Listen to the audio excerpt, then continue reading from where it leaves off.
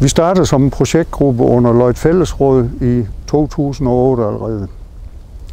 Vi er så heldige, at vi er en gruppe på 15 mand, som virkelig går op i at rydde stier og markveje her på vores dejlige halvø. Det, der driver os, det er nok den der glæde, vi har ved at bevæge os rundt her på Løjt Land og kan nyde naturen. Vi tilbyder fælles cykel- og gåture typisk, når vi lige har åbnet et nyt stiforløb. Vi har en flot hjemmeside, og den er med til at synliggøre vores arbejde. Og det har vist sig, det er til stor glæde for herboende og turister, hvor de kan planlægge nogle ture og få idéer til nogle ture. Og samtidig med kan de også lære lidt omkring historien her i vores område. Stigruppen er et stort aktiv for lokalbefolkningen og turister på Løjt Land. Det er vigtigt, at man ved, hvor man må færdes i henhold til de lokale landmænd, så man ved, hvor man må gå.